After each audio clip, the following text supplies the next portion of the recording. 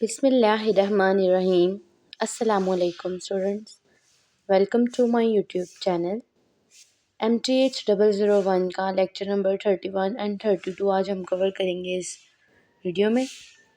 तो देख लें, इस चैप्टर में हमने पढ़ना है रिलेटिव फ्रिक्वेंसी को, axiomatic definitions and law of probability. सबसे पहले आपके पास आती है the relative frequency definition of a probability. If a random experiment is repeated a large number of times, say n times under identical conditions, and if an event A is observed to occur m times, then the probability of an event A is defined as limit. जब हमने कोई random experiment को बार बार repeat करना है large number of times के लिए, तो क्या करना पड़ता है, हमें उसके लिए लिमिट का इस्तेमाल करना पड़ता है। तो लिमिट को हम कैसे लिखते हैं, P A equals to limit n approaches to infinity m divided by n. ये बस आपने याद रखना है एमसीक्यूज़ के लिए या शॉर्ट क्वेश्चन में, ठीक है। उसके बाद आ जाए, यहाँ पे आपके पास डेफिनेशन आ रही है स्टैटिकल प्रोबेबिलिटी की। यहाँ से देखें, दी definition is very useful in those practical situations where we are interested in computing a probability in numerical form। कहते हैं कि स्टैटिकल प्रोबेबिलिटी तब आपके लिए यूज़फुल होती है जब आपने प्रोबेबिलिटी को काउंट करना है, कंप्यूट करना है numerically, but where the classical definition can not be applied.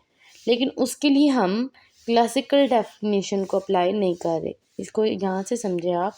कहते हैं numerous real life situations are such where various possible outcomes of an experiment are not equally likely.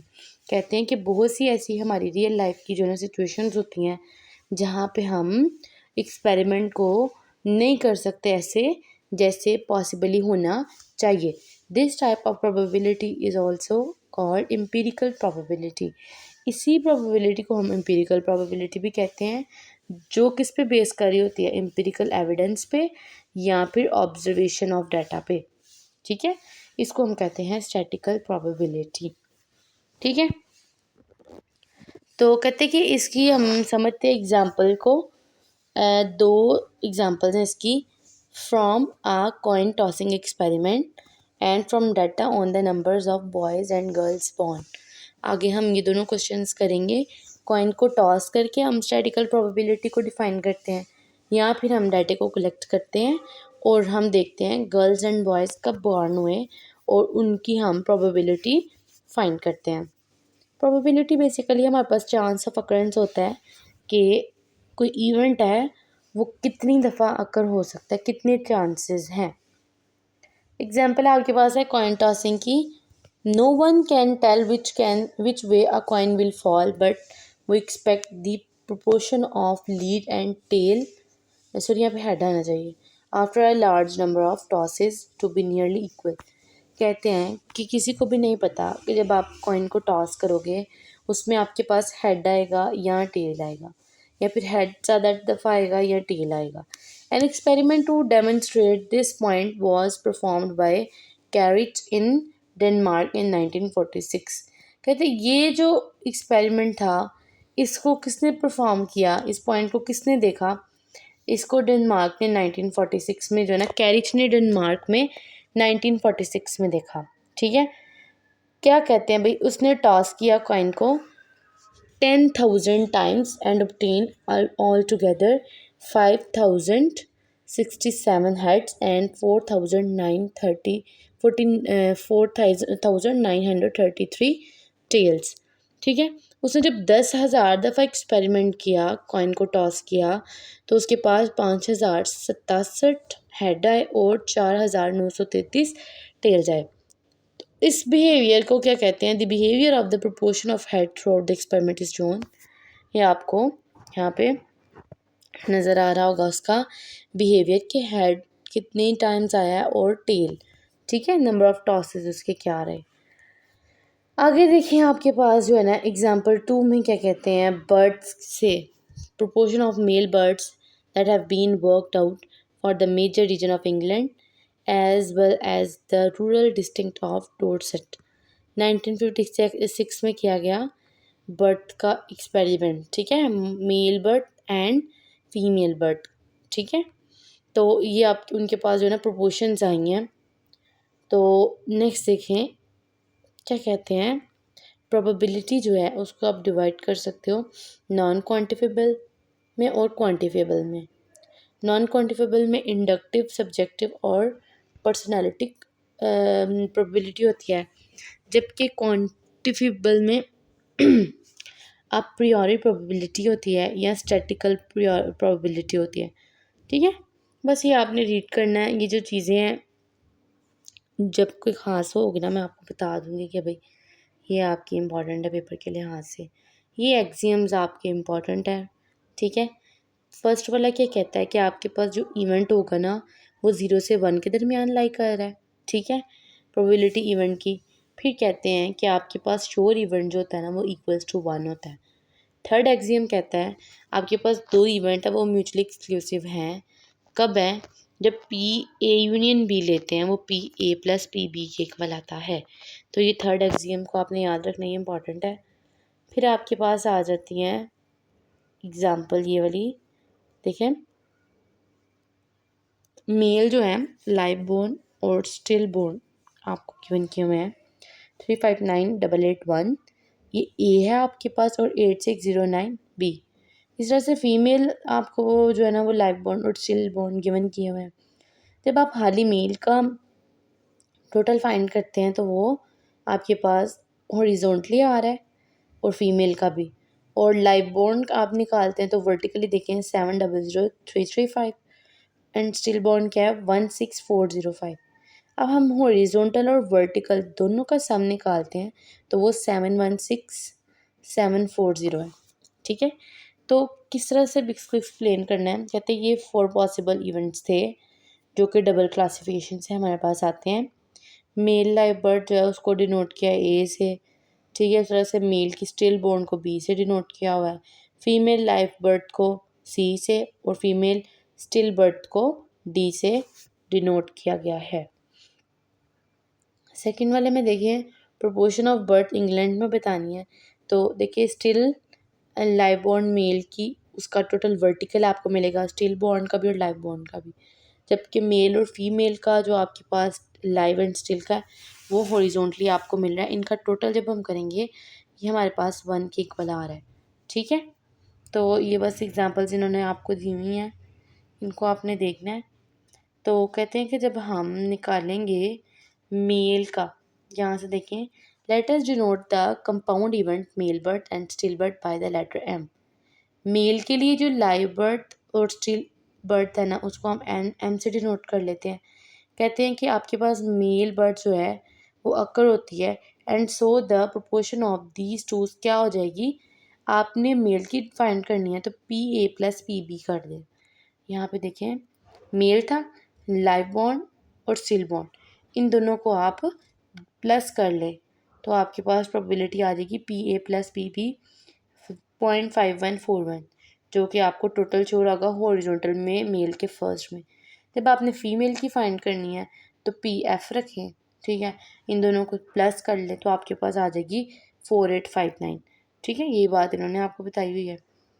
जब आपने पी स्टिल बॉन्ड की find करनी है तो P B plus P D आपने find करना है, ठीक है। देखें खाली स्टिल बॉन्ड की फाइंड करनी है ना तो आपने इन दोनों को जमा कर लेना है 0.120 और 0.0109 को, तो वो आपके पास आएगा टोटल 0.229, ठीक है। तो इसी तरह से आपने फाइंड कर लेनी है। कॉम्प्लीमेंट फाइंड करना हो तो क्या भाई कॉम्प्लीमेंट होता है आप 1 में से माइनस कर रहे हो पी ए की प्रोबेबिलिटी को, प्रोबेबिलिटी ऑफ ए को, पी ए कॉम्प्लीमेंट का मतलब है 1 माइनस पी ए।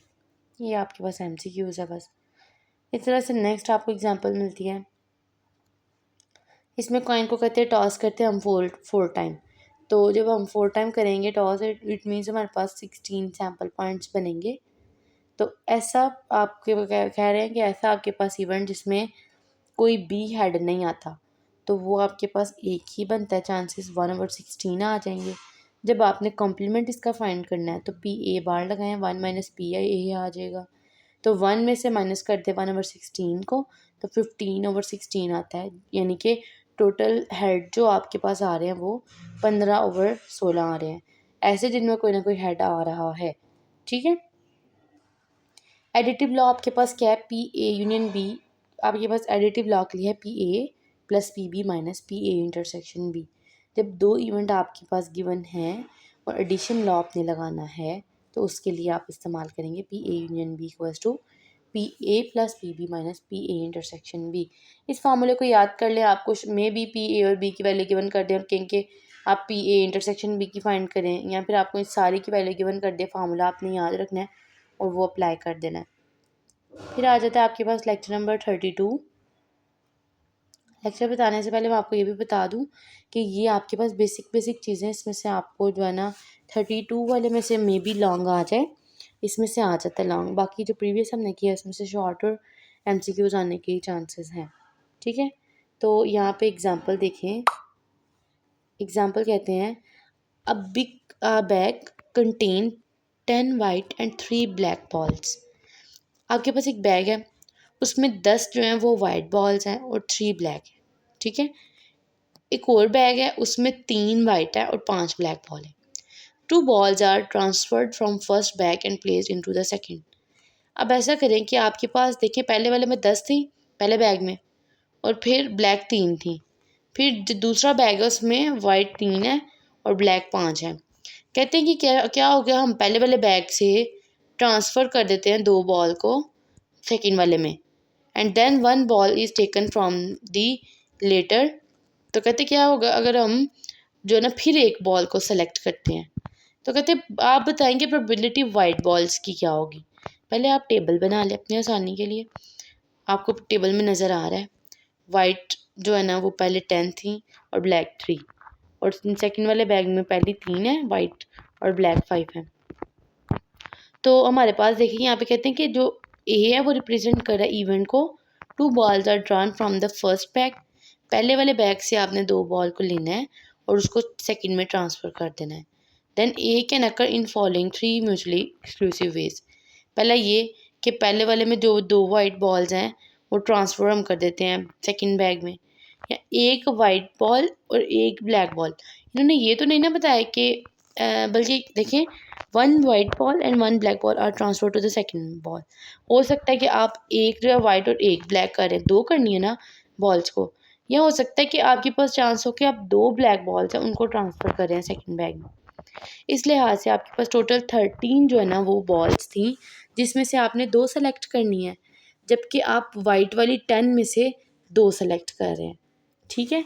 तो इस तरह से करेंगे आप, प्रोबेबिलिटी ऑफ ये निकालेंगे कि 10 जो है बॉल वाइट थी उसमें से 2 आपने सेलेक्ट किए हैं, जबकि डिवाइड आप इसको किस पे करें, टोटल 13 थी बॉल जिसमें से 2 सेलेक्ट करनी थी। तो आप इसका कम्बिनेशन लेंगे तो 45/78 आ जाएगा।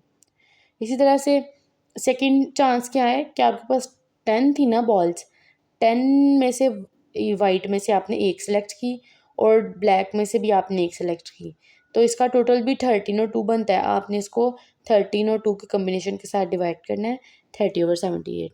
और थर्ड कंडीशन में हमने कहा था कि 3 आपके पास ब्लैक बॉल्स हैं, तो शायद उन्हीं में से आप 3 ही में से 2 ब्लैक सेलेक्ट कर रहे हैं और उसको डिवाइड कर दें आप उसके टोटल कम्बिनेशन के ऊपर, तो 3/78 आ जाएगा, ठीक है। नेक्स्ट देखिए कंडीशन कहते हैं 5 वाइट एंड 5 ब्लैक बॉल्स हैं अगर आपके पास, अगर हम 2 बॉल को ट्रांसफ़र कर चुके हैं। तो देखिए अगर हम वाइट में से 2 को ट्रांसफ़र कर चुके हैं ना सेकंड बैग में, तो पहले 10 थी, 10 में से 2 हमने ट्रांसफ़र कर दिए तो पीछे 8 रह गई हैं। जबकि ब्लैक में पहले 3 थी ना, सेकंड वाले बैग में 3 थी, उसमें 2 ऐड हो गई हैं, उसमें अब 5 पड़ी हुई हैं। 3 ब्लैक बॉल्स ऐसे ही पड़ी हुई हैं, आपके पास 3 और 5 भी एज़ इट इज़। अब जब इसका आप टोटल निकालेंगे 8 और 3 आपके पास जो है वो आता है 11, और 5 एंड 5 10 आता है, ठीक है। तो ये इसका टोटल आपके पास निकल आएगा। अब आपने प्रूव किसके लिए करनी थी, वाइट बॉल्स के लिए, ठीक है, एंड 5 ब्लैक बॉल्स के लिए। तो आपके पास प्रोबेबिलिटी कितनी आ जाएगी, 5/10, ठीक है। 5 वाइट बॉल्स आपने सेलेक्ट करनी थी और 5 ब्लैक बॉल्स। एंड मीन्स आपके पास प्लस का ऑपरेशन परफॉर्म करता है एंड, ठीक है। नेक्स्ट देखें 4 वाइट एंड 6 ब्लैक बॉल्स आपने सेलेक्ट करनी है। अगर हम एक वाइट एक वाइट ले रहे हैं और एक ब्लैक बॉल ले रहे हैं, ट्रांसफ़र कर रहे हैं। तो दोनों में से एक एक ट्रांसफ़र हुई है, वाइट एंड ब्लैक में से। 10 में से -1 होगा 7, 3 में से 1 होगा तो 2 आ जाएगा। और एक एक जो है ना वो सेकंड बैग में ऐड हुई हैं, तो वहाँ पे 4 हमारे पास आ जाएगा। ठीक है। यहाँ पे जो है ना 5 + 1 6 आना है, इन्होंने मिस्टेक की हुई है। जब आप इसका सम निकालेंगे तो आपके पास 11 और 10 आ जाएगा टोटल दोनों का। ठीक है। तो आपने कहना है कि आपके पास जो वाइट बॉल्स हैं वो कितनी है, 4/10 इसकी प्रोबेबिलिटी आ रही है। ठीक है, वाइट में आपके पास 4 आ रही है ना, जो सेकंड वाला बैग है उसमें ट्रांसफ़र करने के बाद, तो 4/10 आपके पास जो है ना वो प्रोबेबिलिटी ऑफ अकरेंस है। अगर 3 वाइट और 7 बॉल्स हैं आपके पास, तो उसमें क्या 7 ब्लैक लिए हैं और 3 वाइट, जबकि 2 बॉल ट्रांसफ़र आपने किए हैं। वाइट जो है वो एज इट इज़ रहेंगी, जबकि ब्लैक वाली उसमें से आप कर रहे हैं ट्रांसफ़र। ठीक है, उन्होंने कहा 2 ब्लैक बॉल्स ना, तो 3 में से 2 माइनस होगा और ये यहाँ से माइनस हो रहा है और दूसरी साइड पे 2 जाके प्लस हो रहा है सेकंड वाले बैग में। तो देखिए इनकी टोटल आपके पास 10 एंड 1 11 आ रहा है, 3 और 7 10 आ रहा है। तो आपके पास वाइट बॉल की प्रोबेबिलिटी 3/10 आ जाएगी। ठीक है। नेक्स्ट इन्होंने ये बताया हुआ है, अगर आप वाइट बॉल्स ही सिर्फ ड्रॉन कर रहे हैं सेकंड में से, तो उसके लिए क्या करना पड़ेगा, प्रोबेबिलिटी जब वाइट की फाइंड करेंगे तो वो A1 इंटरसेक्शन W, जो पीछे हमने सारे निकाले हैं ना, उन सबको आप ऐड करें और उनका आप, या फिर ऐड करेंगे आप, और जब इंटरसेक्शन फाइंड करना हो, इंटरसेक्शन कहता है पहली वाली वैल्यू और दूसरी वाली जो है ना वो आपस में मल्टीप्लाई हो जाए। तो ये किया अब इन्होंने, ऊपर वाली सारी ऐड की हैं और जब इंटरसेक्शन फाइंड करना है इसका मल्टीप्लाई हमने कर देना है PW/A1 के साथ, जो कि 5/10 है। ठीक है, तो इसको मल्टीप्लाई करके आपके पास आंसर आ जाएगा। ये वैसे बहुत ज़्यादा लेंथी है, इस तरह के क्वेश्चन आपको इतने लेंथी पेपर में आया तो नहीं करते, लेकिन फिर भी आपने बेसिक बेसिक चीज़ें याद रखनी है। फिर आपको 36 सैंपल गिवन कर दिए हुए हैं। कहते हैं आपने डाइस को जो है ना 2 दफ़ा जो है ना वो करना है रोल, और आपके पास एक रेड आ रही है, एक ग्रीन आ रही है। ठीक है, तो क्या कहते हैं, ए आप डिनोट कर ले, इवेंट आपके पास रेड के लिए है, और बी जो है वो आपके पास है ग्रीन बॉल्स के लिए। शो क्या करवा रहे हैं, 5 और 6 को। ठीक है, ए आपके पास 5 होगा और बी आपके पास 6 होगा। तो करना क्या है सवाल में, ये देखें, intersection PA intersection B event का फाइंड करना है। तो आप देखिए प्रोबेबिलिटी ऑफ ए क्या आ रही है, 3/6, और प्रोबेबिलिटी ऑफ बी जो है ना वो ग्रीन बॉल्स को रिप्रेजेंट कर रही है, 5 और 6 के दरमियान है ना, वो 2/6 आ रही है। इनका आप इंटरसेक्शन फाइंड करते हैं ना, तो वो आपके पास क्या होगा, PA इंटरसेक्शन बी की आपके पास वैल्यू आ जाएगी। ठीक है, इंटरसेक्शन में मोस्टली आप क्या करते हैं, मल्टीप्लाई कर दें PA को PB से, तो फाइनल आंसर आपके पास आ जाता है।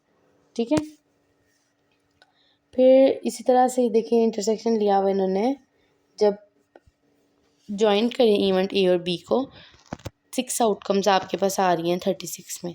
तो 6 आपके पास कहाँ कहाँ पे बन रही है, 6 आउटकम्स आपने लानी है। 2 बॉल्स को सॉरी 2 डाइस को टुगेदर रोल किया, 6 इवेंट आपके पास बने, उसमें से सिर्फ वो वाले लेने हैं A इंटरसेक्शन B के। 6 आउटकम्स आपके पास आ रही हैं, 2 5 4 5 6 5, जिनमें 6 आ रहा है, वो कौन कौन सी वैल्यूज़ हैं। ठीक है, वो आप लेनी है, और इनका क्या लेना है, इंटरसेक्शन फाइंड करना है। 6/36 आपके पास आ जाएगा, यानी कि 1/6। PB दोनों, यानी दोनों की वैल्यूज़ को मल्टीप्लाई करें तो वो भी 6/36 आपके पास आता है। तो इंटरसेक्शन आपके पास प्रूव हो जाता है। ठीक है, ये वाला आपको मैंने लाइव बॉन्ड और स्टिल बॉन्ड वाला ऊपर जो है ना वो समझाया। आपने इसमें जब फाइंड करना है तो क्या करना है, आपने प्रोबेबिलिटी फाइंड कर लेनी है MNS की, यानी कि मेल की स्टिल बॉन्ड की, डिवाइड कर देना आपने टोटल के ऊपर। ठीक है, इसी तरह से जो है ना बाकी जो है ना वो भी आपने सॉल्व कर लेना है। मेल जब लाइव बॉन्ड और स्टिल हो, और मतलब प्लस होता है, दोनों ऐड होंगी। ठीक है, तो इस तरह से ये मेरे ख्याल से आपका लास्ट लेक्चर था और ये कंप्लीट होता है।